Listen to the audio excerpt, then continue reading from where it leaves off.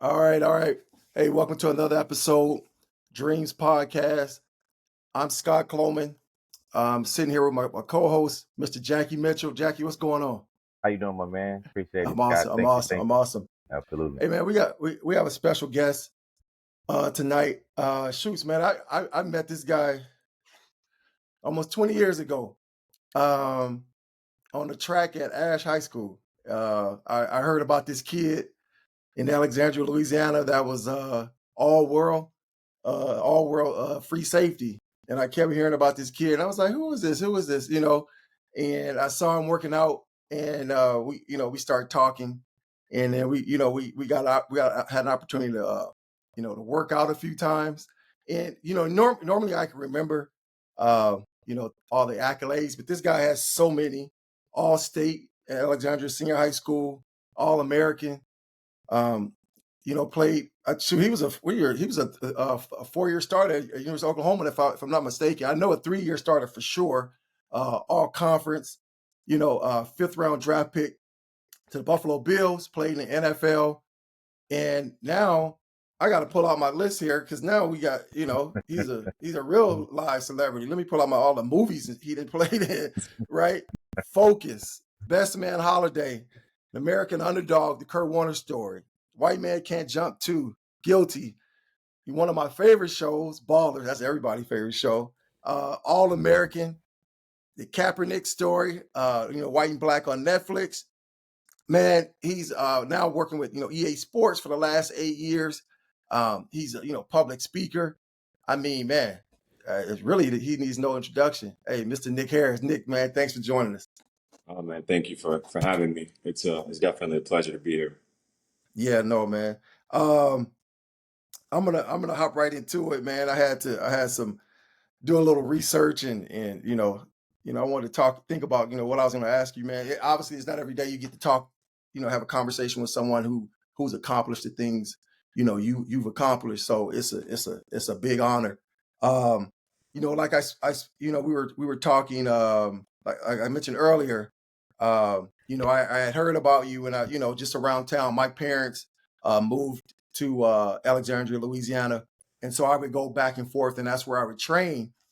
And and this is it's a funny story where, like, I never forget Nick.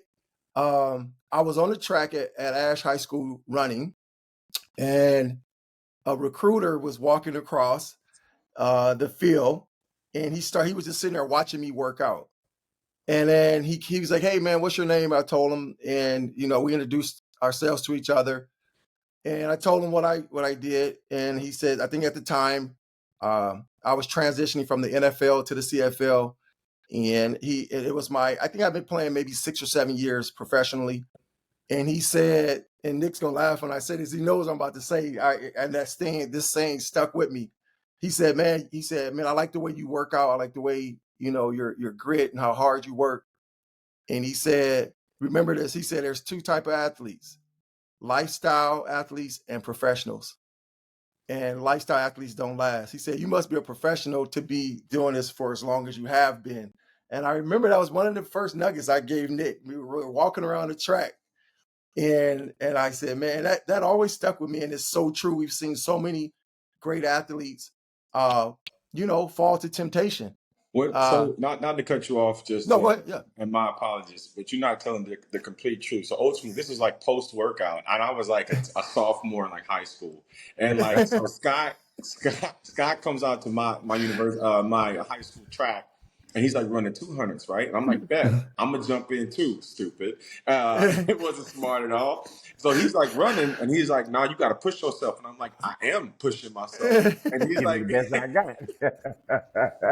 but I got to it. So ultimately, for me, that showed me where I needed to be, and I don't think I've ever told him that, but like I always carry that with me, like I'll never be outworked. So Mhm. that's kind of a nugget I've always kept. I've always kept the chip Mhm. on my shoulder from that instance. Yep. Yeah. Yeah. No, man, definitely, man. And that's what it's about, man. Like passing on little nuggets like that, inspiring each other. And he's one of the people that inspires me. I watch how he works, the work he puts in now, watch him on social media. And that's what it's about, us lifting each other up and inspiring each other.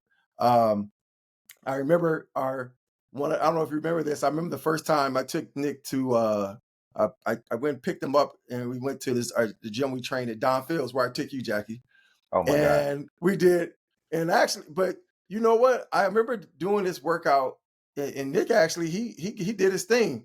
He did his thing, and he was like, man, he said, man, we should have been, because I think this was his going. He was going to Oklahoma, hmm and he said, man, dang, we should have been doing this. Those were a lot of plyometrics, those incline sprints. Man, we used to, I miss those days, and so. It just, and that's what it's about, man. Here again, pushing each other. But I'm gonna jump into it, man. Obviously you accomplished a lot at Alexandria Senior High School, and not a lot of they've had some good athletes come out of there, but uh, it's a city where you can get sidetracked very easily, and people kind of fall into the culture, what's going on, and one thing about Nick is Nick's always kind of marched to the beat of his own drum, so to speak, like you, Jackie, and like me. We do what we want to do. We're not going to do what everybody else is doing, and that's the first thing I noticed about this. Nick, I was like, this guy's different, you know, and so, but with that obviously comes a lot of pressure, when you accomplish the things you accomplished in high school. But I just want to know, like, talk about your experience in terms of getting recruited by so many Power Five colleges, what that was like, what was going through your head, what were you getting any like advice from anyone? Were you leaning on anyone for advice, and what made you ultimately choose University of Oklahoma? I mean, first and foremost, man, I would be remiss if I did not say that I'm a product of a broken home and praying grandparents, right? So I would not Mm-hmm. be where I am, first and foremost, without the guidance of my grandparents. Secondly, I never wanted to be a product of my environment. I saw what the city did to people, and I never wanted to be one of those stories, shoulda, coulda, woulda, this guy was so much, blah, blah, blah. So that's pretty much why I started to walk by the beat of my own drum. I just did what I needed to do, and I've always had this ask, people, my mom will tell you, he's been the same.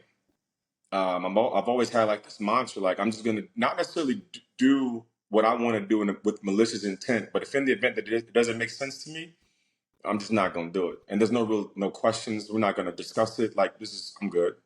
I'll leave that for you, and I'll do what I need to do because it's been working for me. Um, So ultimately, going to Alexandria Senior High, football, basketball, baseball, and track, I had 4 jobs, because I just was trying to make my way out. I knew where I wanted to be. I wrote a letter to my grandmother when I was 8 that I wanted to play National Football League. I wanted to play for the Jets, terrible team. But ultimately, I knew what my trajectory was going to be. Played in Little League World Series. A lot of people don't know is we all thought baseball was going to be the ticket, right? And played it year round. Travel ball. Mom was out there. It was hot, raining. She in between her job. No, she worked a graveyard. It was crazy. Got to high school my sophomore year, and Coach Boniel was the head baseball coach. And at the time, he wanted, instead of placing myself and another great athlete on the field at the same time, he wanted us to fight for a position. And I was like, nah, I'm good. I'll just bow out, because I had everything else that was going for me. Obviously, basketball was going well, and then football started to take off. Coach Johnson, who was a track coach at the time, I was playing running back, ended up breaking my growth plate in my ankle and sidelined my season. And then that's when we had another guy I'm very, very proud of by the name of Chris Brown, who came back and played running back. He followed me to Oklahoma. Well, he had kind of solidified himself because he was like a very, very, very great blue chip guy coming out of Brain, like a feeder school. And Joseph and the track coach had said, "Hey, listen, why don't you just play defense?" I never played that side of the ball before in my life. I love Dion, and and he was like, "Well, bet." At the time, Coach Butch Stoker was the head coach, and he said something to me, and this is kind of what happened. And he said, "Listen, if they're not going to throw you the ball on offense, then make them throw you the ball on defense." So I ended up getting 21 picks my first year. Whoa, hold up. You had you had You heard him. 21 picks? I 21. got 20. So I end up playing sophomore year. I ended up breaking my growth plate. Going to my junior year, completely switched positions. Yeah. Primarily was at the safety position, but I played wide receiver, quarterback, running back whenever Chris got hurt. And but I ended up, I got 5 picks in 2 different games. Damn. And just throughout the season, it was like one of those deals, and that's kind of how Yeah. everything started to take off. Nobody had heard of this 6'3", 208-pound safety. No one had heard. I didn't know anything about the recruiting process. All I knew was that I was looking at the paperwork, and I knew I had to put these numbers up in order to try to get noticed, or something wasn't going right? Yeah. And ultimately, what happened was I came home from practice one day. I was working at Champ Sports, came home, and there was a FedEx in like the little door frame. I didn't know nothing about how it was, and it was Coach Dennis Francione, University of Texas A&M. I had never had contact, nothing. Hey, we would like to offer you a full ride to College Station. Dang. I said, what? So I called my mom. I'm in tears. I don't know, because this is my dream. This is what we all, from where I'm from, this don't happen. No. Yeah. No.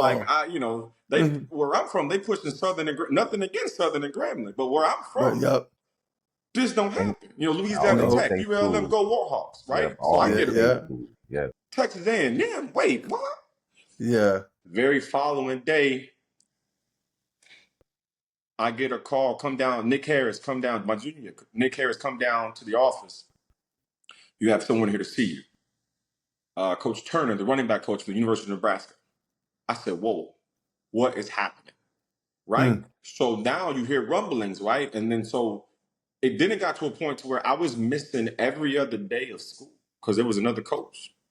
So I ended up, amassing, I think, over 65 offers. But, it just wasn't, being a kid from Louisiana, at the time, LSU had just won national championship game. And I was like, I'm not good enough, right? I'm not good enough unless I'm offered by the national champions. And crazy story, Ryan Perilou, he's a quarterback.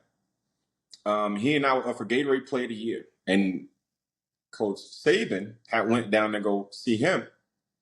And his head coach had told him, hey, have you heard about that safety in Central Louisiana? And he was like, what are you talking about? Still under the radar. Like, just no stars, no nothing, And I think they drove up from like East Ascension and came to Alexandria, like middle of the day, and didn't unannounced, came to practice. Just showed up at practice. Like, can you imagine? I'm in Alexandria City High. The grass wasn't cut. Yeah. And you see purple and gold, Saban standing out there. Yeah. And in the back of my mind, you don't want to be, but I know who they're here to see. So I was like, all right, bet I gotta do what I gotta do. So that's kind of how it kind of took off for me. But yeah, I ended up missing roughly my entire junior year for the most part, sitting and visiting with coaches. Hey. Yeah, that's awesome, man. That's crazy. Yeah, no, I mean, like you said, it's you're right. It's I remember, my cousin Fred Bailey, who went to Peabody, he was getting recruited by some Power 5 schools, and his head coach at Peabody would only give him Southern information. Yeah, and he didn't even know. Yeah, right. So he's right. Like it's like that's what they push the HBCUs. And I get it. But I decided at a very, very, very early point that's not for me. Yeah. Nothing against it, but it's not for me. And I was like, I just started to compare myself. And at the time, Rivals was like a big thing, right? And then you get information from Rivals, and a lot of people don't understand. Man, these kids now got everything. We barely had YouTube, so Exactly. the training that I had to do was either from what I saw during the fall games, or whatever. My coach, who had never played safety before, was, hey, do these cone drills. You know what I mean? Yeah. So You know, the athletic ability based on then and now is nothing against these new kids, but you, in my opinion, if in the event that you're coming out now, you have every reason to make it for sure. Like if you don't make it, that's kind of on you. Yeah. The Yeah. level of Yeah. exposure you got, Yeah. you know, you got boys jumping in the car driving up I-49 to come to Alexandria Senior High when they Yeah. could now they get to jump on huddle. There's a huddle. Yeah. Absolutely. Everything. You're right. Yeah. Absolutely. It's just social media. There's so many ways, you know, this day and age to be found. And yeah, you're absolutely right. It was always a saying, if you're good enough, they'll find you. But I think that's more so now more than ever. Like, yeah, if you can Nah, play. I think it's very much so that the level of exposure is more now. Mm-hmm. But I still, that's true to this day. That's If true. you good, Yeah. if you Oh good, yeah. Oh yeah. They're gonna find you. they'll Cause find somebody gonna see you. Somebody gonna see you. And before I turn it over to Jackie, he's got a couple questions. I always say it's so important, you know, every workout, every time you touch the field, because you never know who's watching. You never know who's gonna see you, who's gonna be in position to put a word in for you. You see what I'm saying? I'll take it a step further because it's based on individuality. And if the individual doesn't care about their resume, then it doesn't matter what somebody else gonna say. If you don't have, if you're not tapped into your own resume, it don't matter who see you. Mm-hmm. Correct. Mm-hmm. You know what I mean? Yeah. No, absolutely. Yeah. Absolutely, man. I'll turn it over to my co-host Jackie for Oh man. chime in a little bit. That's you know me, I like some good what you call it? Water cooler talk. Yeah, that's what we call it. Water cooler. You know what I'm saying? The Gatorade. The Gatorade, yeah, the Gatorade. But Yeah. Nick, man, I just say congratulations, man, because you know, in many cases, like you said, being from the smaller towns, not having the and I would say the coach to help with the exposure as well. You know what I'm saying? He just kind of let it happen. You know what I'm saying? Evidently, you did enough to like I said, 21 picks. Let me tell you something. That right there alone, that don't happen. You know what I'm saying? And you've never played the position. You coming out there and you get 5 picks in one game. If you get 5 picks in one game nowadays, they give you a full ride right after the game. Right after the game. Yeah. I mean, I'm just telling you, get 21 picks right now. Oh yeah. They're gonna test you after the game and they're gonna give you a full ride.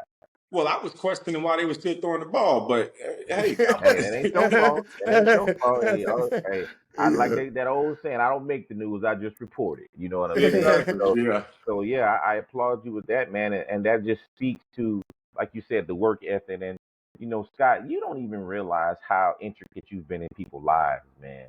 So Nick, I appreciate you sharing that. You know, that clip because, like you said, that set a precedence for him at a very young age.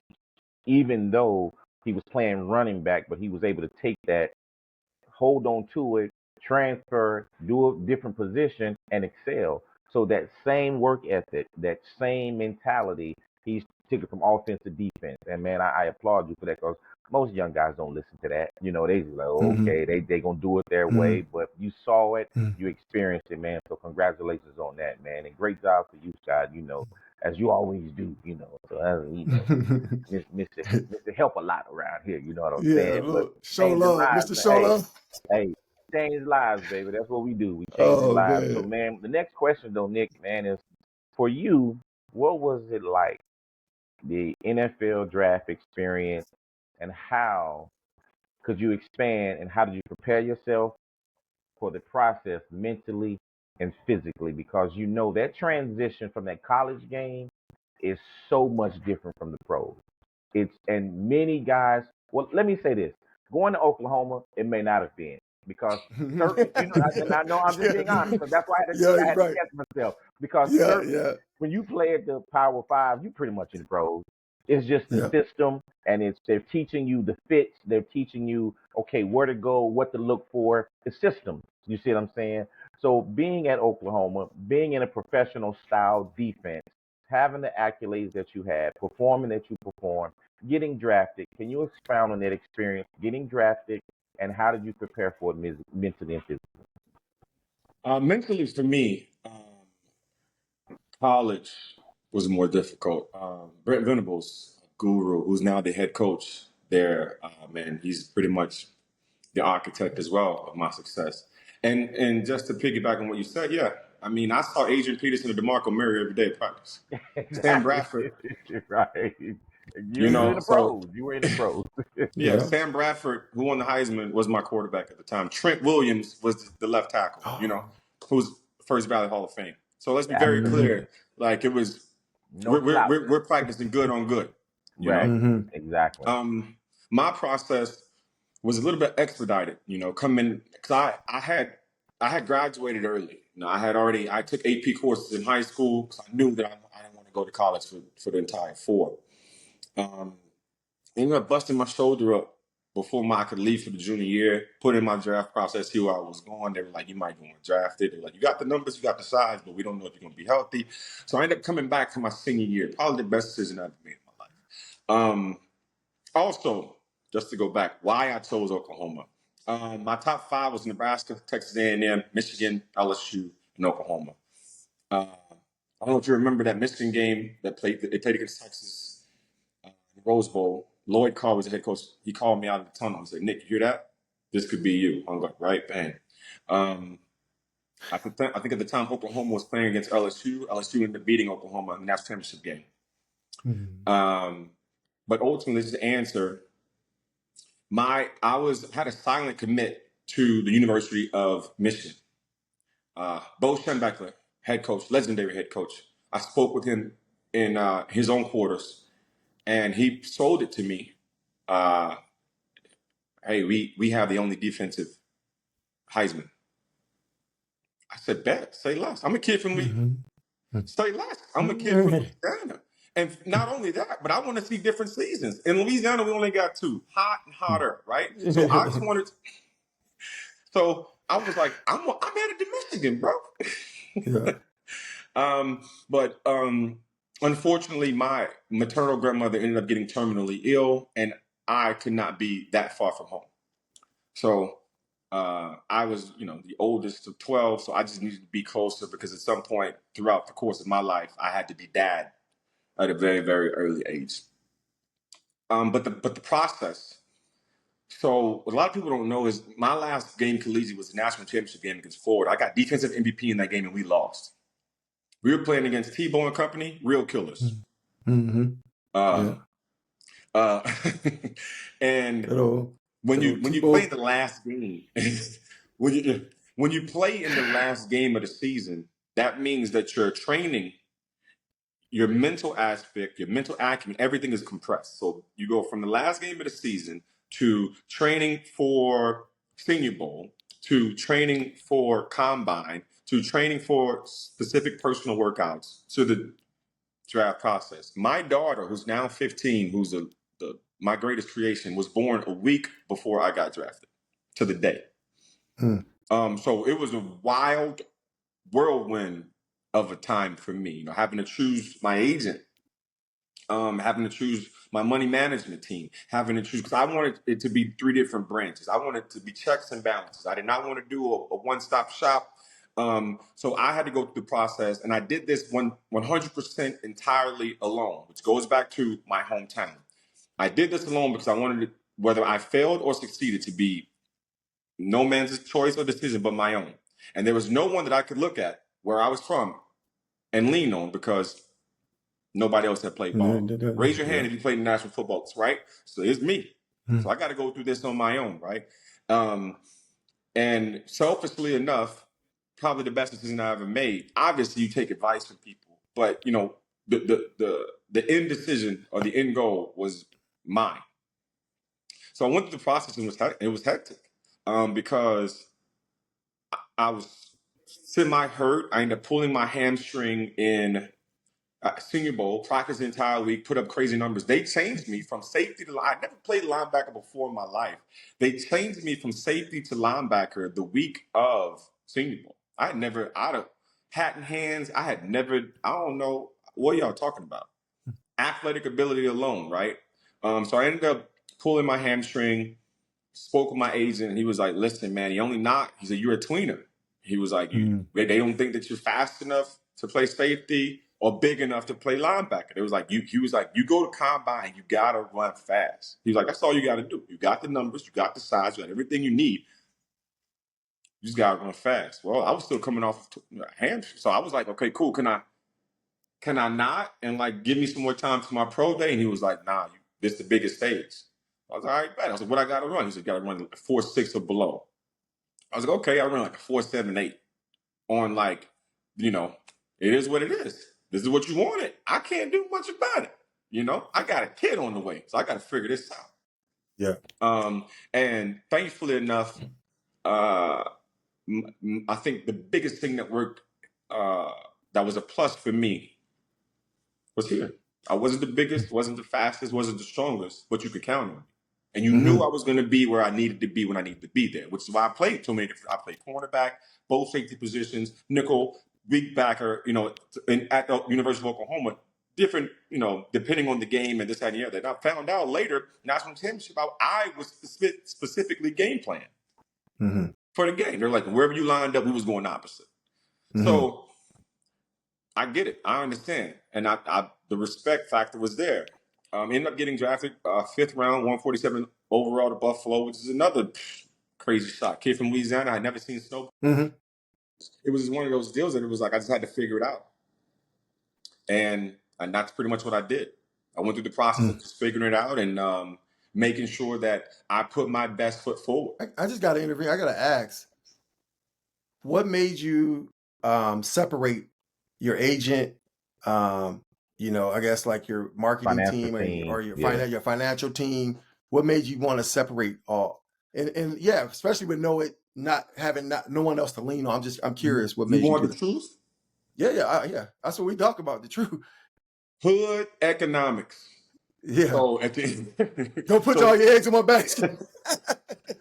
Too many hands in one pot. That's never good, right? Absolutely. Like where I grew up, true story, 4th Street off of Willie Glenn, that was street boys that was like, nah, like they really took care of me. Like I would get off the bus and they were like, nah, young boy, you play, but we know who you are. Go home. So it was hood economics. I was like, okay, cool. So as I got older, I just started to learn about different things, whatever. And and I was like, all right, bet I know that I need somebody to check this because I'm not well versed in I'm not well versed in what an agent looks, how he looks at a contract. I'm not an attorney or a lawyer. I've never even seen a contract before. The only contract I ever seen was my application to work at Champ Sports. You know what I mean? Or signing my letter of intent. Yeah. I often talk about this, and I'll let Jackie chime in. We all went to college or whatnot, but in the business world, I would say for me, and you guys can elaborate on this, I benefit from more of the things I learned in the streets. I wasn't, again, I never sold drugs but I was around it, right? My brother was a part of it.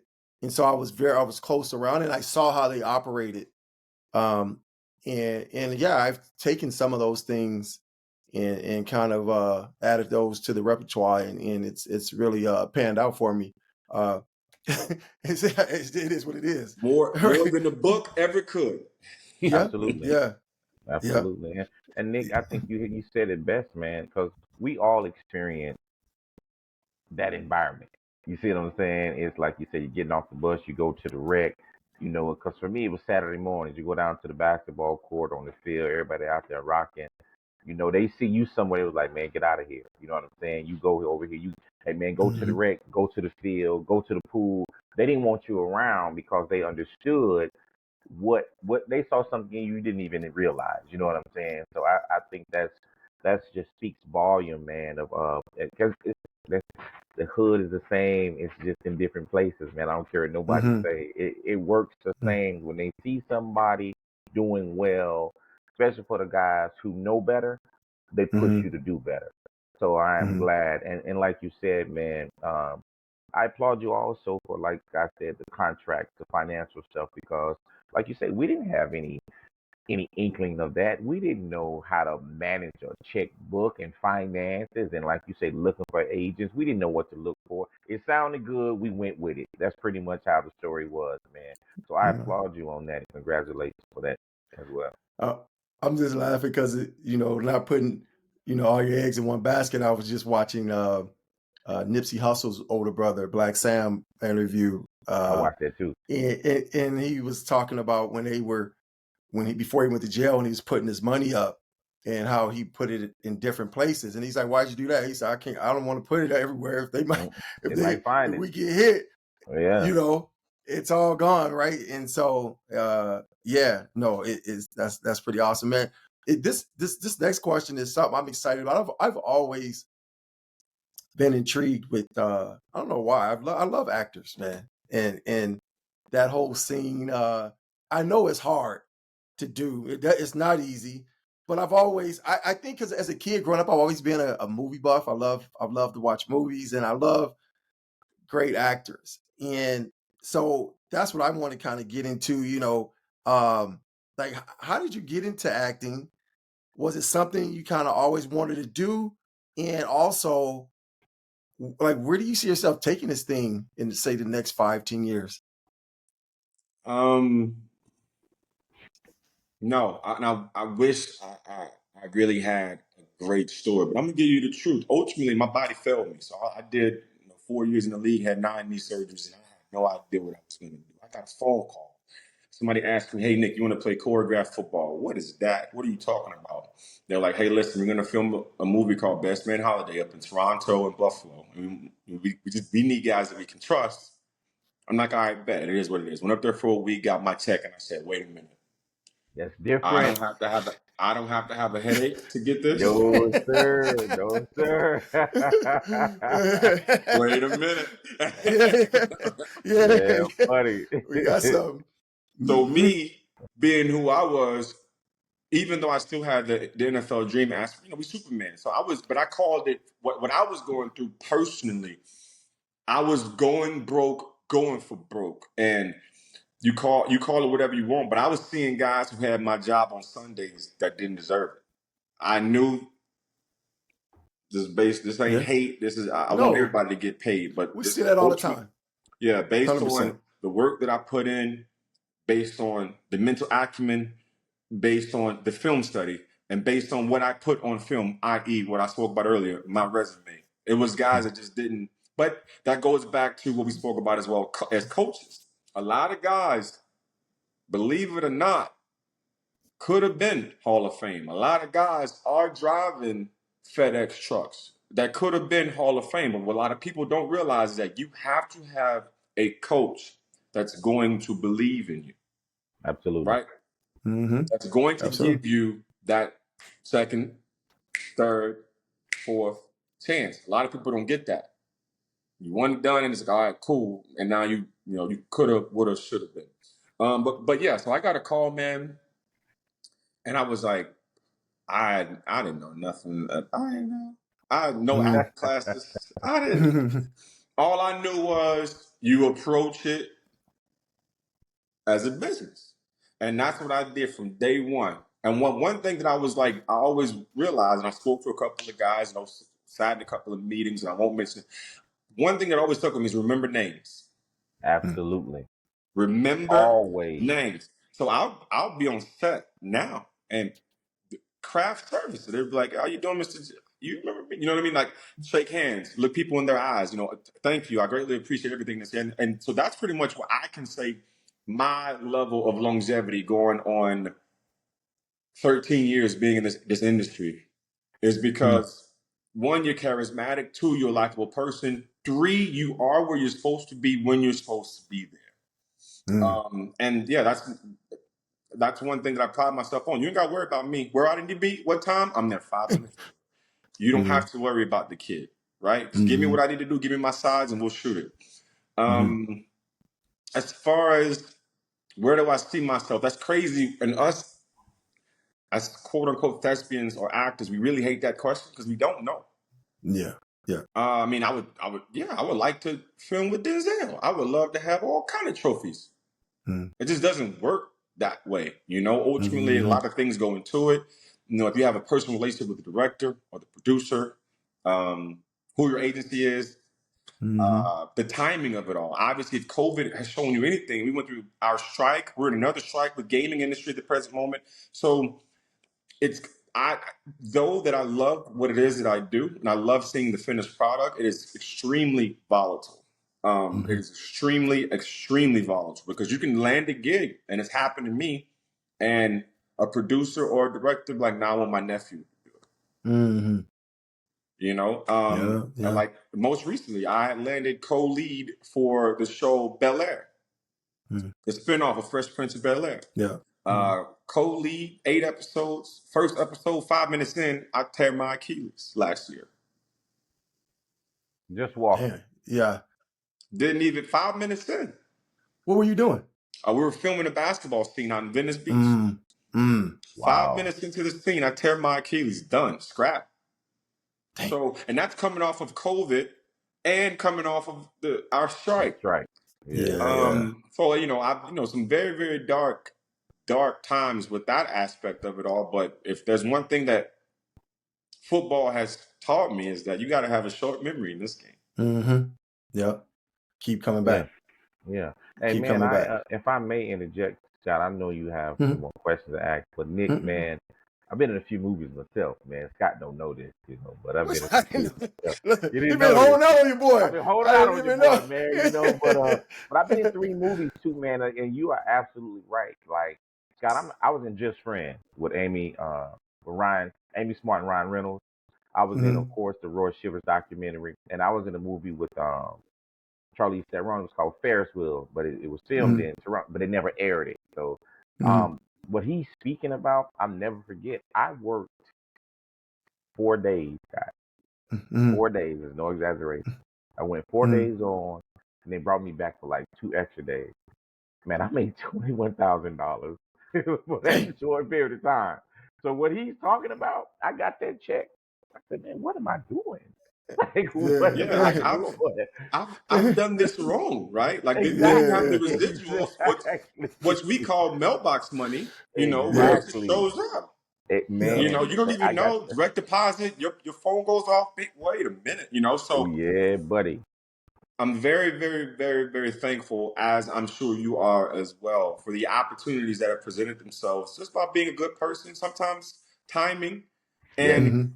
And also, I do know that I'm also thankful for the people that have spoke positively of me in rooms that I'm not in. Absolutely. That carries weight. Yep. That carries weight, because when they're speaking positive, like you said, that vibration carries. And when you do appear, now they'll check for you. Oh, he really is who they say he is. Yeah. And that makes it even for a better opportunity for you, man. Congratulations. And I love that. And I'll die with that. I really am who I say I am, whether you like it or not. And I'm not pompous, beating my chest. I just am.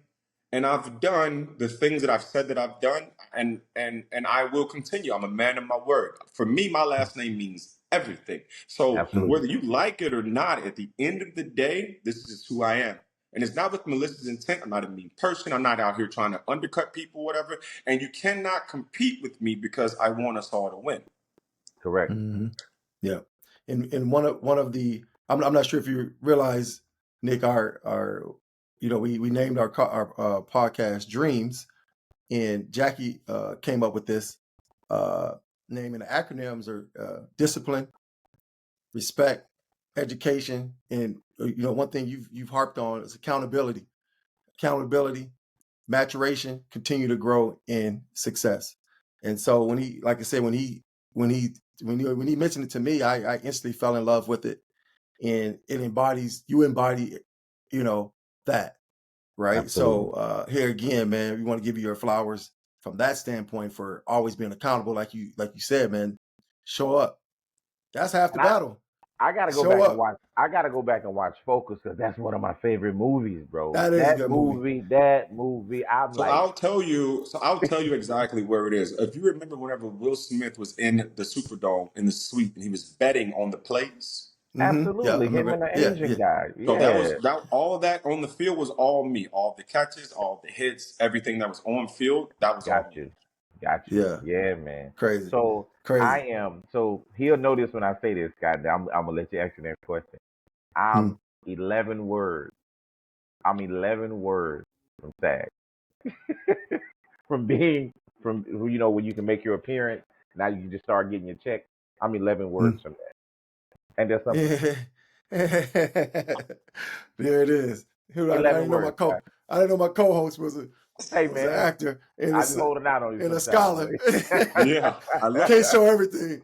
Yeah, can't show everything. Yeah. No, hey, we we're gonna start winding it down, but I mean, you mentioned something like being a part of you know 12 kids, and I don't know if you had 11 other siblings, but I mean I know you had I don't know all about your childhood, but I know you grew up in a rough area. I know that. But talk about that, like your childhood, like how you grew up. I know your grandparents were, amazing for you.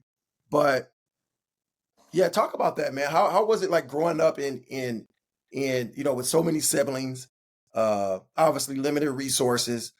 And did you always in the back of your head kind of know like you would, be a star or be someone important or positive, or did you surprise yourself? First off, I just knew I needed to be who I needed. So wherever that took me, I'll settle there. Um, and also, I'm not supposed to be where I've had every reason not to be where I am. Every reason, not in all caps, not to be. Mm-hmm. Sure, many other people, but this is mine and mine alone. Mm-hmm. Yeah, grew up in a rough area. Back and forth between maternal and paternal grandparents, homeless for quite some time, adopted by my guidance counselor. Shout out to the Welches, three Caucasian sisters. So yeah, it's quite public now. It's like the Blind Side on steroids, so to speak. We think they took our story. We really Mm-hmm. hate it. We really really hate it. Hmm. They Uh, probably did. yeah, they kind of took it, but it is what it is. I think that I went through the process. At one point, I was extremely ashamed. Mhm. Like whenever the news came out, and people found out like I was living out of like a garbage bag because I didn't show signs. I was freshly groomed. I showed up to meetings. I was in AP courses. My grades didn't lack. I had a job. I was clean. Everything. I just lived Stay out of the with bag. you stay with a fresh cut every time I Yeah, saw you. So, hey, yeah. yeah. Had So the wave and I he had the waves on point Yeah, too. I worked Yeah. literally worked at Champ Sports, and my check would go to a haircut and keeping my phone on for recruiters. True story. There it is. There it is. But yeah, I grew up in an area that this wasn't the best. But I never asked the question why me. I always ask why not me. Mm, And to this day, I'll always say this: I'm happy that it was me that went through what I went through, opposed to one of my siblings who couldn't have taken it. mhm. Yeah. So for me, heavy is the head, right? Mhm, Mm. mhm. They say he Yeah. gives his Yeah. strongest battle to the strongest Right. You know warrior. what I mean? Yeah, So don't ask for a lighter load. Ask for broader shoulders. Yeah. absolutely. Yeah. And so for me, it was like, I bet if this is what I got to do, and this is how I have to lead, I'm going to win, and I'm going to win massively. Mhm, So if cool, use me as the beacon. And I just took mhm, that upon me. Bet here we are, and I've never looked back at it. So for me, it's like one of those deals that is like I attribute everything to like watching my grandparents and who didn't have high school education. I couldn't bring stuff home and, hey, can you help me with the Pythagorean theorem? Like that, what? You know what I mean? mhm. But Yeah, my get out of grandmother here. could make syrup out of sugar. You know what I mean? Right. Yeah. Yeah. Yeah, buddy. Yeah. Yeah. But Mhm. I wouldn't change it. Though that Yeah. it wasn't the best, and it's not something to call home about. It's my story. Mhm. And I own it. I own it Yeah. 100%. And Mhm. I love the fact when people think that they know, no, you have no idea who I am. so many Mm-hmm. layers. I'm what out Mm-hmm. was the Outback blooming onion that Mm-hmm. you got to. It's Yeah. so many. I'm pretty sure there's layers to everyone, right? And it's Mm-hmm. everybody's got their own story, and I think that's what makes this world universe great. Mm-hmm. Everybody different. Yeah. Exactly. And that's where, I wanted to kind of chime in on that because I didn't know the whole story, but I just I knew you grew up in it, like I said, in a tough area. But there's some kid out there, or multiple kids, who are in a similar predicament, and they can see this and say, you know what, you know, he made it. I have a shot. You know, and just to kind of finish up, did you and I asked this because in the back of my head, I grew up in Compton, which was funny. You never knew that, and I grew up in Compton, and I too kind of always kind of marched to the beat of my own drum, and I think that saved me in so many instances where not doing what everyone else is doing. But I remember as a little kid, like I always was like, I want to, I want to do something special. Of course, playing professional sports was, in the back of my head, but I didn't want to be regular. I just wanted to be. I just remember that, and God kind of led me in different paths and put people in my life to help me along the way. uh, you know, meeting Jackie at Southern, and a person, one of the guys to help. We lift each other up, right? Iron sharpen iron, Absolutely. and definitely, man, it's just, and that's why I asked that question, because in the back of my mind, when as a kid, I just remember I always wanted to do something special, and I didn't.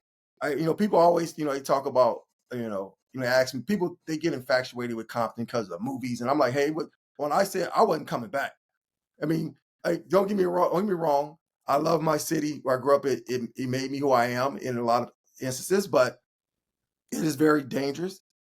And so I was like, and that's Amen. for that's for another day. But when I left, I was like, I ain't coming back. And so I'll go visit, and here again, visit my family and friends. But I'm usually with my best friend, RB, in up in the hills in Palisades in Beverly Hills. I, I, yeah, they say, "Oh, you changed." Yep, yeah, I have, because I don't want to get shot.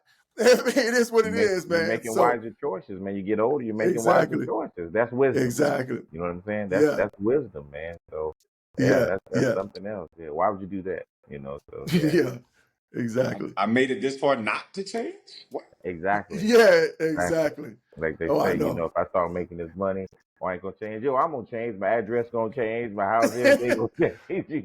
Yeah. Just around these things No. because the elevation of where you're going, this, Yeah. you're ascending. You know what I'm saying? And Hmm. and if you're not, you can't, you won't be able to relate anymore. Hmm. You know what I'm Yeah. saying? Yeah. That's why you walk into a room, you Hmm. can't have the same conversation. You can't Yeah. share things because he think he too good. He bragging. Hmm. No, this is what Hmm. life has offered. Hmm. These are the things Yeah. that I've worked for. These are the places I've been. So that's Man, another reason why it's like Snoop Dogg said that he was like this elevation. He's like this here Yeah. and it's here. He was like, Hmm. "What, you gonna go back down?" He's like, "No, they got to come up here." And the thing Yeah. is, you never go back down. It's because like you're literally preparing yourself for failure if you do that. Hmm. You're Yeah. preparing Yeah. yourself to fall into something foolish. You know what I'm saying? All because you want to be down and cool. No, man. No, no. no, Hmm. I'm good. And I've always looked at it like that. Like you said, like if I'm going to elevate, then you're going to come. Like that elevator, some people's got to get off, Like you and got to good, get bad, or off. indifferent. He took the words Hey, out of my mouth. hey, you got to go, man. Yeah, I was just about to say that, Nick. I heard somebody say one time, in life, there's, life is like an elevator, and as you go up, different people are going to get off on different floors. Just make sure Absolutely. you stay on the elevator to get to the penthouse. And Yeah. Exactly. that always stuck with me, man. Yeah. No, and it's just like I just look at it like it's a certain level of maturation. It's also a certain level of crabs in a barrel thought process. If in the Hmm. event that you're ascending and you're hated on or not liked because of your elevation, then I'm doing something right. I'm walking in my purpose. And I Mhm. see it on a daily basis that I'm walking in my purpose. And I deal with it when I go back home. Mhm. I mean, but I've never really let it bother me. How Mhm. you how you Mhm. you mad at me because I wanted more? We got the same 24 hours. Yeah. There was not a silver spoon, because the crazy part about it is, Mhm. you know where I grew up. Yeah, yeah. Right. That's what they You know what think, though. I've That's been what through? people. Yeah. Yeah, exactly, Yeah. You know what exactly, I've been right. through, because we was probably in Yeah. the same places at the Yeah, we same was on time the doing the same same bus. things. Yeah. Mhm. Right. Right. Yeah, yeah, So it's yeah. just like a certain level of maturation. You got to be comfortable with uncomfortable. Like I've went Absolutely. home and I've had people would try to have uncomfortable conversations and this, that, and the other. And it's like, hey, listen, man, I wish you the best, but that's just not me. I'm Mhm. here for these kids. I got to Mhm. be faithful over few. That's my Mhm. job. I got to be a Mhm. voice for the voiceless, and I'll die by that. Mhm. You ain't. I Yeah. live a life currently, and I've lived a life that nobody got to lie in my funeral.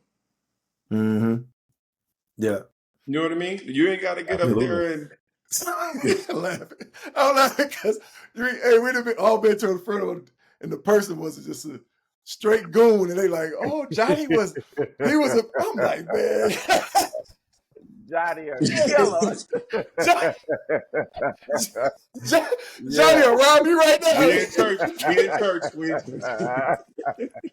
Absolutely. Absolutely. Yeah, Johnny man. would Hey, he would all hey, the smoke, Doc. He want all the yeah. smoke. Hey, Yeah. I gotta So ask Jackie, and I'm gonna let you, wrap it up with your couple questions. But it was right. something it's kind of off script that I wanted to talk about, and because it's done so much for me. I know when I was done playing, I had never traveled, right? Because no one around me traveled. So my first trip, um, I go to Cancun, and so I just never forget. I went to a 5-star all inclusive resort. And I walked in, I was like, oh my God. And I was like, what I've been doing with my life? Like, and so I'm like, dang, right. And I had the best time. And then, I started, went to, Jamaica, and, you start going to different places. And I'm like, damn. My whole 10 years playing professional football, I didn't travel because I didn't know. I spent all my off, I didn't all of my off seasons. I would just work out. Man, And please. I was here again. The sad part, I was single, because when during that time, I know I could have really had a ball, but you know what I mean. And so I wanted to. Traveling has done so much for me, and just making me more open minded. We talked about this off before we started recording with Nick. I went to NFL Europe, and got a chance to go to. I was in Dusseldorf, Germany. Went to Barcelona, Spain, Amsterdam, Scotland, and it just made me so much more open-minded, and just it changed me, right? And so I just want you just to elaborate a little bit on what traveling has done for you, and just and what's the next trip, man. So for me, just to back up a little bit, I've always had an affinity for other parts of the globe, and I also wanted to fully immerse myself into different cultures and study different culture. Mm, So I lived in Italy for a year. I took a job there, had to speak fluently. The only continent that I haven't been to is Africa. I'm going there in mm, October. Uh, damn. but for me, it was one of those deals that it's like, why would I spend all this money to go to Miami? Mm, Amen. What? You know what I good mean? point. Yeah. But just to give you, it's not necessarily your fault that you didn't travel, and I'm gonna tell you why. Because before social media, the only Mm, social media was military. The only people yeah. that really, really traveled were people in the Yeah. military at the time. Yeah. Before social Yeah. media, social media has opened it up to where you can see different things. Oh, I want to go to. You Yeah. can pinpoint and say Yeah. it, and this, that, and the other. But prior, you had a globe, you spin it and put it. You know what I mean? We didn't know. Mm-mm. So I mean, I get Dang. it that you don't necessarily know, and you don't know. Then you look at it. There's no a 10-hour flight. Why would I want to do that? Where am I going? I don't know anybody there. You know what I mean? So it's one of those deals that it's like you just got to. What you don't know is you don't know. Now Mm-hmm. that I have this affinity, and I've acted on this affinity for travel, is that I'm gonna book that flight. right? And I don't have FOMO. So that's what a lot of people have at the present moment. They have this fear of missing out based on where they are locally. I don't have that. I'll sit down and go to the gym, study, go to do whatever I need to do, and my next trip, I'm out 7 days, and I'm going to somewhere that I've never been before, and I'm gonna go dine Anthony Bourdain. I'm gonna go dine at not where you think you should go. I'm gonna go dine where the housekeepers go eat because they know Absolutely. the best food. They know the best food. You Yeah. know, and I'm gonna sit and have a conversation with the local and like, hey, listen, how was it for you? Because we all got these different aspects of who and what made us. Mm-hmm. And I think that's a part of like me walking in my purpose at the present moment. It's like I want to see things, and I want to be able to speak to my daughter, and and give her like my sisters right now. They before they take a trip, they call me, hey, listen, what should we do? Blah blah blah. This that, and the other. Cool. Let me be the beacon, Mm-hmm. so that way you don't make the mistakes that I've made. My friends, same thing. They hook me up, sidebar. Hey, listen, blah, blah, blah, blah, blah, here. And I'm not a gatekeeper. I'm giving you Mm-hmm. everything. I'm giving you the driver. I'm giving you how to book it, when to book. Like, I just had a friend, crazy story today. And he was like, oh, man, we're headed to Mexico City, something to that effect. And I told him the trick about it. I was like, listen, we live in LA. Take the train down to TJ, go across the CBX, and your ticket is going to go from $550 to $49 because you're flying in the same country. Mm. Yeah, that's yep, that's all right right there. So Travel hack. that's also time and effort and research. A lot of people are just Mm-hmm. lazy. I'm gonna just book this bed. Cool. If that's what you Mm-hmm. want to do, but I'm not out here. I don't have NFL money. I Right. got Mm-hmm. money that I've earned that I know how much is coming in, and Mm-hmm. on the rare occasion I might get a residual check that comes in. But I'm still Mm-hmm. dealing with workers' comp with the torn Achilles. I'm still coming off of COVID, and I'm still having to deal with the strike. So there's ways to do it, right? But you got to be Mm-hmm. disciplined, and that comes Mm-hmm. back to your eating habits. Staying true to what you said long after the moment of when you said it is gone, right? It's Mm-hmm. going to the gym, all this other stuff. It takes discipline in your everyday life. So, Yeah. and also just to finalize it, the next trip will be to Barcelona. I've been casted for Below Deck Oh man, show. Oh, that's So we'll awesome. be sailing. that's the movie with the boats and the food, correct? They're doing the catering on the boats, correct? For the the yacht. Yes. So Yes. I'm the primary. A couple of ex NFL guys, and we're setting sail the 30th through the 1st, Labor Day weekend, Congratulations, man. in Yeah, Barcelona. that's big. Yeah, Yeah. congratulations, man. And that's where too. You know, I know you're big into fitness, and I always say, it's when you look a certain way and you walk in the room, you command a certain amount of respect, and it is what people ask me. It's like, man, why you still work out the way you do? And then like we're eating, when I'm eating, they're like, oh man, you can eat this. No, I can't. You Because you can. yeah, You you can, can, exactly. you You can, can. I'm good. yeah, Right. yeah, Right. yeah, right. Because here Yeah. again, when a person is put together and you look a certain way, the minute you walk in that room, You command the they know you demand. You different. You command and command demand. 100%. It's an unspoken rhetoric Mm-hmm. Absolutely. based on how you look. People gravitate, and they already make predisposed assumptions. This Mm-hmm. person is well taken care of. They care Exactly. about themselves, this, that, and the other. Mm-hmm. And nobody wants to help someone that's not trying to help themselves. So if in the event that you're Mm-hmm. not well put together, if in the event, I mean, and it is what it is. So, Mm-hmm. but don't get me wrong. There are people who have been extremely successful Yep. that hadn't had to Right. go that route. Like Correct. Yeah. sometimes, like I read somewhere that sometimes people fail up. Just because you fail Mm-hmm. doesn't mean you go back. Sometimes people Correct. fail forward. Yeah. Absolutely. Yeah. Um, Absolutely. Yeah. but yeah, it's a rhetoric. So I like, my brother had told me one time, he was like, you don't. He was like, you wear clothes. And I was like, what are you talking about? He was like, you wear clothes. He was Mm-hmm. like, when it's fitted and it hangs a certain way and it drapes this way and it accents this, he was like, people don't see what you're wearing. You Mm-hmm. are Yeah. the Hey, billboard or whatever it is that this, that, absolutely. and the other. And I was like, oh, okay, I see what you're saying. I didn't know Mm. what you meant, but okay. Yeah. That's a good Yeah, one. yeah, yeah, Yeah. yeah.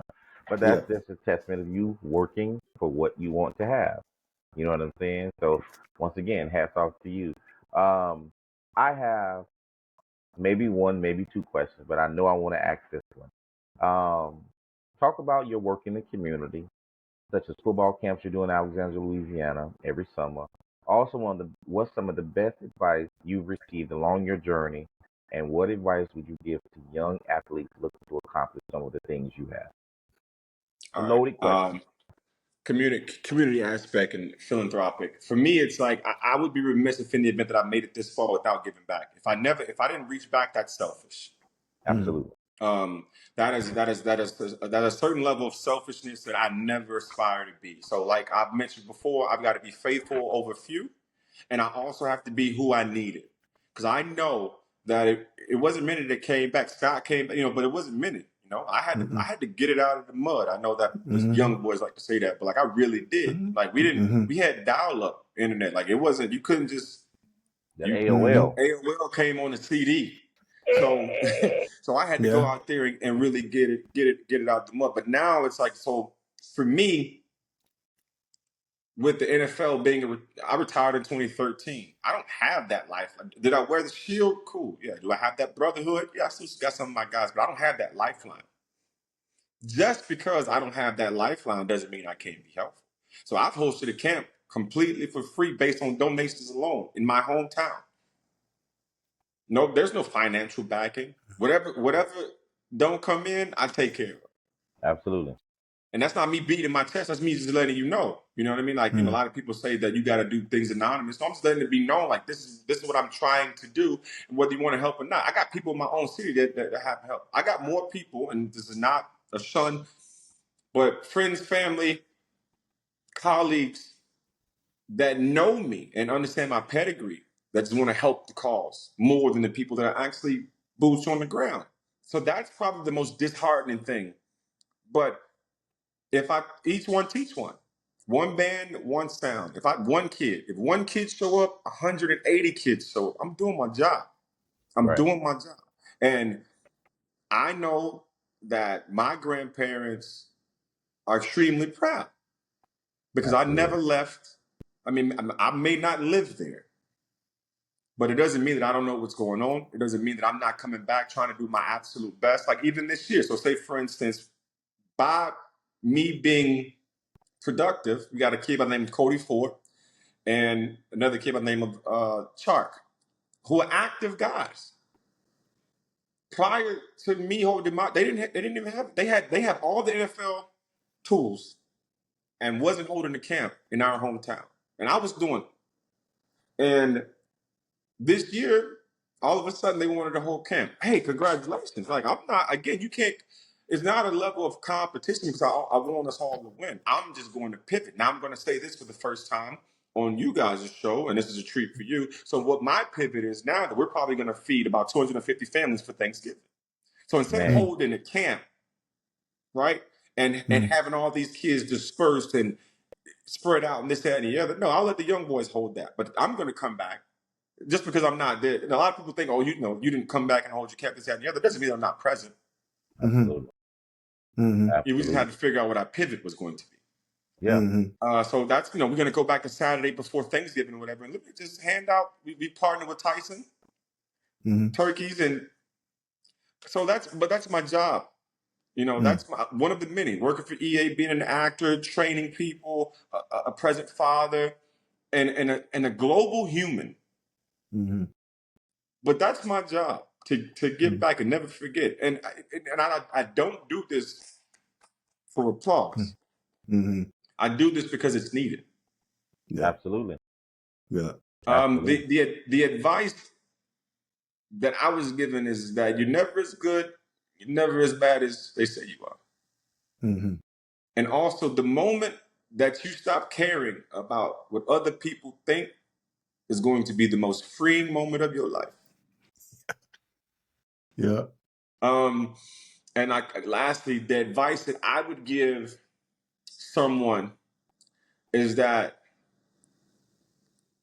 Be who you say you are. If you Mm, say you great, then go be great. If you say that you're the best running back, the best shortstop, the the best dustman, if you say that that's who you are, cool. I'm gonna hold you to it. Be mm, who you say you are, because mm, there's nothing more vindicating than when people like, yeah, that really is, you know. Right. So that's probably the best advice I can give to someone. Be who you say you are, and understand what your resume is. Every day that you get up and you put your 2 feet on the ground, that's when your resume starts. mhm, Whether it go from making your bed, where you brush your teeth, folding clothes whenever they come out of the laundry, understanding a certain level of cleanliness, that's the resume. mm, And integrity. I spoke about it from my last camp that I did at the house. And I call it the shopping buggy effect. mm. When you go into the grocery store and you get those groceries, you go back out to your car, and you put all those groceries in your car. Are you going to put that grocery cart in its rightful place? I always put it back. That bothers Yeah, my got soul. to. That I Yeah. bothers know. So my it's a certain Got to. level. soul. Yeah. It's just a Yeah, certain level of integrity yeah. that Yeah. one would have about themselves to make sure that you do what's right, even when nobody's looking. Absolutely. Absolutely. Absolutely. Well, man, I had another question. Um, and it's funny because I think reflection is one of the best gifts, but also be the biggest curse. You see what I'm saying? Because a lot of times we don't want to live in our past. But to your point of what you said earlier, I really applaud you for saying it because many people, the accountability portion, I'm just big on that. I've been like that since I was a child. So when you say be who you are, I am big on that. Mm-hmm. Tell me Mm-hmm. what exactly you need to tell me. Do exactly what you tell me you're going to do. And that's what I expect. You know what I'm saying? Mm-hmm. So being where you are right now, the age you are, what at your age right now could you go back and tell a 20-year-old Nick? What do you think you could tell him for betterment? Got him. That's a No, little. no, I think that what I would go back and tell myself is that whatever moment that you're in that moment, you are exactly where you're supposed to be because the belief that you have in God, you understand that He don't make mistakes. Absolutely. Mm-hmm. So that's probably what I would tell myself. Understand that it's not always going to be dandelions and lilies. You're Absolutely. going to have some dark days, but you are exactly where you're supposed to be, right? Because in your dark days, right, someone is wishing for your dark. That's Mm. yes they are. Yes they Yeah. are. So that's Yeah. probably what I would tell myself because I went through a period to where I cursed football. That was, and we talk about this all the time. A lot of people identity. I've done this every fall for 18, 20 years. Every fall, I still PTSD when I smell fresh cut grass. Hey, do Mm-hmm. something to you, man. I know Yeah, I I know. know. Yeah. You know what I Do mean? something Yeah. to me. Hey, I don't. know it. But listen, I'm an actor. Don't hit me though. Do not hit me. Do Right. not touch me. Yeah, uh, man. But Yeah. yeah, so that's what I would tell myself, man, is to understand that, I don't know what you believe in now. You got to be very careful. But I believe in God and in the Lord. Right. And I understand that I'm exactly where I'm supposed to be. And I count it all joy. I count mm, it all joy. Good, mm, bad, or indifferent, I count it all joy. I don't think that I have bad days. And because I always look at it, you're either learning or it's a lesson. yeah. So, I count it all joy. Yeah. Yeah. That's awesome, man. I always and I'll let Jackie wrap it up. Um, but we always be out of saying, obviously we've heard it. And people always like, oh man, how you doing today? I said, man, I'm here, man. I'm blessed, man. I got a chance and a choice. And that's all I can ask for. I one thing I try I make it a point not to say when people ask me how I'm doing, um, oh man, same old thing, man. I'm just maintaining. Man, I don't want to get away from me, man. I don't like, you know what I mean? I It's don't need to hear. it's Power of sub the tongue, it's man. The it's power of the it's tongue, it's man. subconscious. It's Yep. subconscious, and those people, I'm just excuse my language, but I'm just a hard ass. Like people are insufferable. Yep. You ask them about their day, and they just throw all this information on you. It's like, hold Mhm. Oh, on, fam, whoa, Mhm. Yeah. whoa, get out of you here, know what I mean? man. Yeah, Right. And I've learned that I've grown to understand. I try not to disclose too much negative information, not because negative things don't happen, but because people go through stuff, you know? And if absolutely. in the event that I do need to lean on one of my brothers, this, that, and the other, my very first question, and I'll leave with this, is I'll always ask someone, hey, are you ready to receive this information? Because a lot of people don't do that. A Mhm. lot of people, oh man, how you day? Ah, blah, blah, blah, blah, blah, blah, blah, blah, blah. But before Mhm. I even go into it, hey man, listen, I just need to talk to you about something, but are you ready to receive this information? Mhm. Because it's deeper than you. Yeah. Yeah, You can't, because they could be on their final straw. Mm. you never know And where you, someone is at. Yeah. You're absolutely right. Real. And it's funny, man. I'm glad you said that because um, I just took an aptitude test for emotional intelligence. Hmm. And that was one of the things that I shared because I am big, and Scott, you know this. I read the room very well, right? I don't like, I'm like, and so if I pick up on anything like negative, I'm gone. You know what I'm saying? If I'm Mhm. trying to relate something to you, and like when we was in college, Scott, you be like, man, such and such. I was like, man, I don't really rock with that guy. Like you, like, why, man? I was like, nah, this. And you come back and tell you, like, man, you was right. You know what You I'm was saying? right. Like you was right, but and I would just be Yeah. like, I would just be Yeah. like, nah, I don't really do that. That ain't my cup of tea. But like you said, being observant, but being a servant, and like you said, having purpose and understanding, your role and where you are, it's so pivotal, man. It's really so pivotal, and many people take that for granted, because Mhm. people can't accept the truth for one, you Mhm. know, because they don't have any type of accountability. It's just like you said. You asked me, how's the day? My dog died. My bird flew out the cage. My cat got shot in the backyard. I'm like, man, I don't want to hear that, man. You done ruined my day. right? But You know then, what I'm but then saying? when you express to them, like, hey, listen, oh, Exactly. I can't talk to you. I don't even know why. Like, hold on, Right. bro. Right. Let's Right. not make and I tell people this all the time too. Hey, listen, your crisis is not my crisis. It's not my Mhm. crisis. You It's know, not my but crisis. you gotta. I also think that grace is very pivotal now. You got to give Huge. people Mhm. grace. You It's got to huge. give Mhm. people. You have to accept grace. You have to accept the fact that you are worthy, and then you Mhm. also have to understand that you got to give people grace. Mhm. Because some people, and I've learned this. As I'm not the oldest, I'm not the most wisest, but I do know a lot of things about a lot of things that I think. Some people are unaware that they're unaware. Mhm.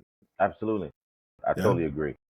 So Totally you agree. Mhm. gotta like, okay, hey, let me depending on your level of care, hey, let me Mhm. Right. try to break this down for you because Mhm. you're completely oblivious. Mhm. Absolutely. Absolutely. I Yeah. agree, man. So for me, Nick, man, it's been an absolute pleasure, man. I've learned a lot. Like I say, prior to this, Scott, once again, being the guru of relationships, he spoke really highly of you. Had nothing but good things to say, but I see why now. You know what I'm saying? And one of the things that I'm big on, and Scott knows, is be who you are. Be who you say you're going Mhm. to be. And I've been like that since Scott has met me. So it sounds like you're that Mhm. type of person, man. And I don't, Mhm. I don't waver.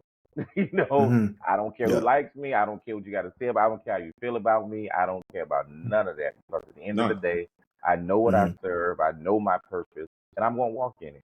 I don't have to Mhm. blend in. You know what I'm saying? And so that's one of the things that I appreciate about this show, having guests like you, having Scott as my co-host, man, because it's genuine, it's authentic, it's nothing recited, it's nothing replayed, refried, nothing, man. And it comes from a place, like you said, of grace, of empathy, and sincerity, because we've all been through something.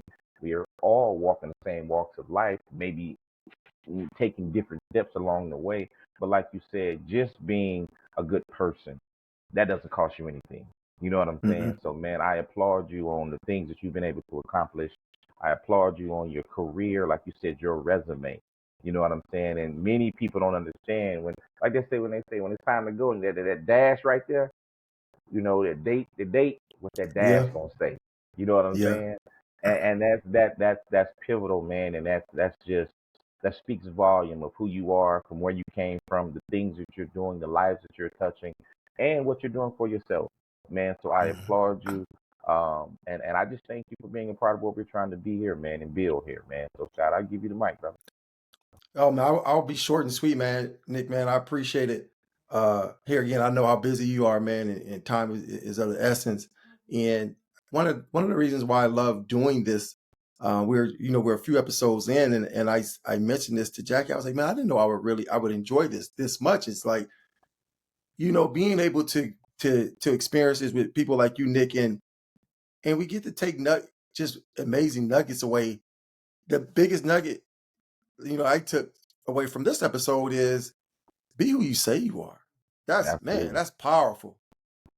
Because a lot of people, we say, I'm gonna do this, I'm doing this, and don't do it. And it just it makes me want to be more accountable to myself, to my daughter, the people around me that are important, and it's just I applaud you, man, and yeah, we definitely want to give you your flowers for accomplishing everything you have and the things you're gonna accomplish in the future.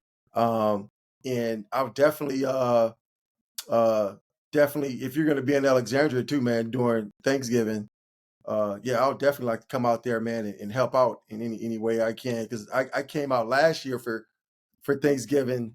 I just chill with my pops, but it was just good to be in the US. Me, I'm in Canada, and Thanksgiving was a little different. It's actually celebrated in October. It's just not the same. It's And not. I really enjoyed it. So man, anything I can do on my end, because I'll be down there for Thanksgiving as well. And for everybody, before you kind of elaborate on that, your social media, where can people kind of find you on social media? My social is at, then my name, NIC, and the last name Hmm. Harris, HARIS, and the number 5. And Hmm. that's really it. Yeah. You can reach me there. And I actually respond. I'm never too busy. Hmm. And then, if in the event that it's marketing and a team, execs, um, or if it's anything, I spend a lot of time in Canada because I'm in Vancouver with EA, with Hmm. home base and stuff like that. But just to go back to what you said, man, yeah, being who you are, and you just can't build on false foundation. Hmm. So if in the event that you tell someone something and you don't live up to it, or it doesn't run parallel, it muddies the water, so to speak. Hmm. So yeah, I that's pretty much, if I did want to leave with something, just be exactly who you are, because it costs you nothing. Hmm. Nothing.